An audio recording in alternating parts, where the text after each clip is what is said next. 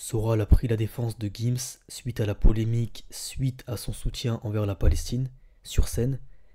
Et donc, du coup, il subit une sorte de vindicte populaire de la part des Israéliens.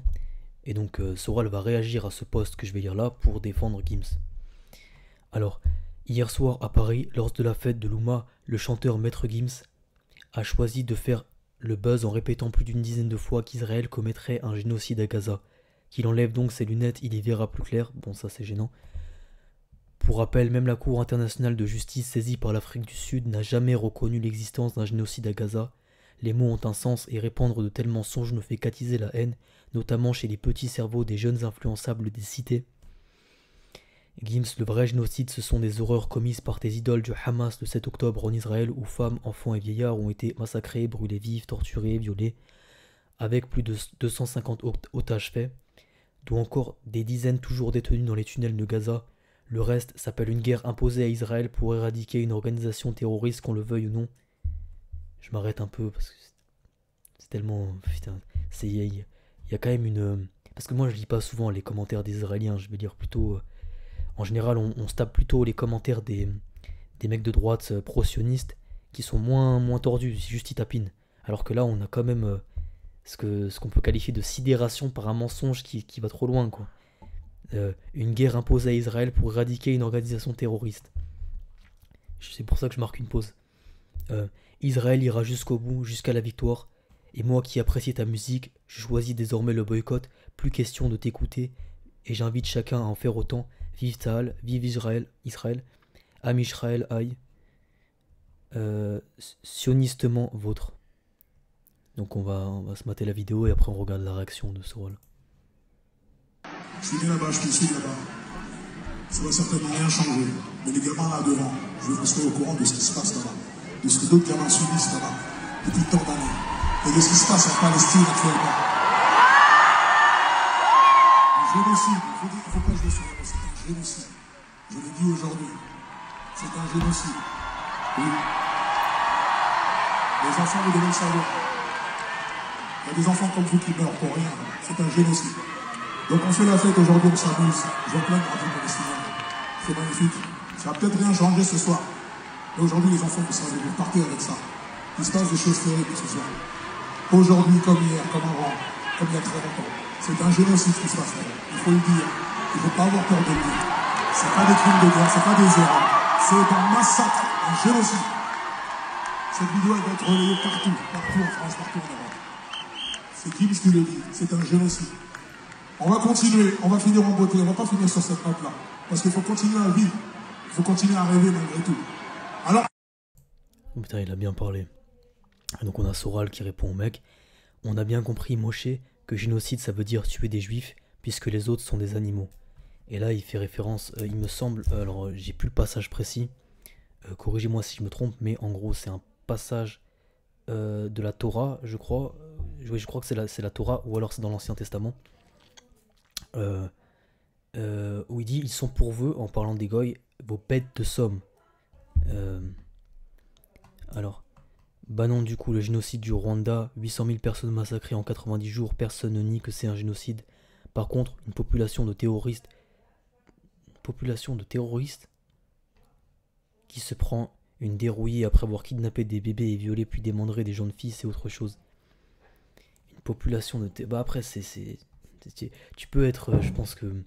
peut-être qu'il y a des gens qui vont regarder la vidéo et qui vont être choqués de voir des gens dire des trucs comme ça. Mais en fait, faut pas être choqué face à une sidération... faut pas être sidéré face à un mensonge aussi hardcore et abusé. Tu vois. Parce que quand on se tape les droitards, c'est de la mauvaise foi ou de la bêtise. Là, c'est vraiment... Quand on se tape les Israéliens, c'est du mensonge. Mais tu te dis comment c'est possible de ne pas avoir honte. Faut être habitué. Faut pas s'énerver. Même le mensonge est choqué. Ouais, c'est ça, voilà, c'est n'importe quoi, ça va trop loin, quoi. C'est du beau. Maintenant, le négationnisme par rapport au génocide rwandais. Mais il parlait pas de ça. T'as vu le vice? T'as vu? C'est un truc de fou. Les droitards font pas ça. Les droitards sont trop cons pour ça. Le mec, quand il dit même le mensonge est choqué, il parle de la deuxième partie. Mais lui, il le reproche de reprocher de nier le génocide rwandais. C'est pas des trucs de malade. C'est un le vice. Les plus gros négationnistes sont les colons génocidaires et leur soutien. Des jeunes filles violées et démembrées, on peut avoir les noms des preuves où c'est antisémite de demander ça. Les mensonges c'est dans votre ADN, bande de malades mentaux. Comme si t'avais quelque chose à foutre du génocide au Rwanda, tu rejoins son propos en disant que c'est une population de terroristes, les bébés violés et démembrés, morbides comme vous êtes, vous auriez placardé des photos partout. Au-delà d'être morbide, vous êtes menteur. C'est que du mensonge, c'est un truc de fou. Tu sembles érudit comme un camembert, donc t'auras sûrement la réponse à cette question. Comment une frontière hyper sécurisée normalement peut être franchie et laissée libre durant 7 heures sans qu'aucun soldat ne soit autorisé à intervenir en date du 7 octobre? Aucun soldat.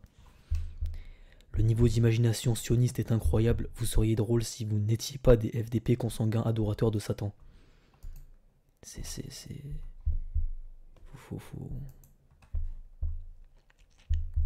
même pas rentrer, en fait en fait je pense que c'est la seule population, les Israéliens, avec lequel il n'y a vraiment aucun débat possible sur Terre parce que à partir du moment où le mec il ment, il s'en bat les couilles de mentir, il sait qu'il ment et il en a rien à foutre et il va continuer à mentir jusqu'à sa tombe, tu peux pas en fait avoir de débat avec lui. Tandis qu'il y a des mecs de droite, c'est des gros raslards, mais les mecs sont sincères, tu vois. C'est-à-dire que le mec il pense qu'il dit la vérité. Et quand un mec pense qu'il dit la vérité, c'est déjà. Tu peux déjà plus parler avec lui. Quand le mec il pense quelque chose sans vice, là c'est que du vice et jusqu'au bout, du début à la fin de sa vie. Des insectes, cas pour le peuple élu, même les animaux ont plus de droits que les Palestiniens. Moshi et tous les autres Shlomo, fermez vos gueules à jamais. Même l'ONU l'a reconnu car les critères onusiens répondent parfaitement à ce qui est un génocide et ce qui se passe en Israël. Lol, le Moshe en question, je pense que si tu le croiseras, tu ferais caca dessus, un peu comme ceux avec Thomas. Exactement, nanana. Et donc là, ils te sortent. Ne laissez jamais personne vous dire que ça a commencé le 7 octobre 2023. Et donc là, ils te sortent tous les carnages qu'il y a eu. En 37, 37, 38, 39, 39, 47, que des dingueries. Les néo-nazis ont raté, Soral défend les bogmouls de Gazaoui maintenant à se rouler par terre de rire. Putain, moi, tous les jours, je vois des vidéos, je vais pas poster là parce que dehors la vidéo elle serait censurée et même je trouverais ça vulgaire en fait d'utiliser ça pour argumenter. Mais je vois des trucs de fou sur les enfants, ça me met la haine, tu vois. Et là, t'as des petits cons comme ça, ils défendent les bogmouls de Gazaoui. Putain. À quel moment les Gazaouis et les Palestiniens ont fait quoi que ce soit à la France? C'est un truc de malade. Dieu qu'ils étaient lourds. Si t'avais un minimum de culture et sûrement d'intelligence aussi, tu saurais que ceux que tu soutiens sont les mêmes qui nous ont imposé l'immigration du tiers-monde et nous ont interdit toute critique de cette immigration pendant des décennies, pauvre Benet. Et ouais. Et maintenant, ils t'interdisaient de parler par rapport aux intérêts de ton pays, la France, et maintenant ils t'autorisent. Allez, vas-y, crache-leur dessus, mais que sur les immigrés, pas sur ceux qui les ont fait venir. Ils te disent quand tu parles et quand tu fermes ta gueule, et c'est comme ça que ça marche. Et malheureusement, les gens sont trop soumis. Bref, ciao.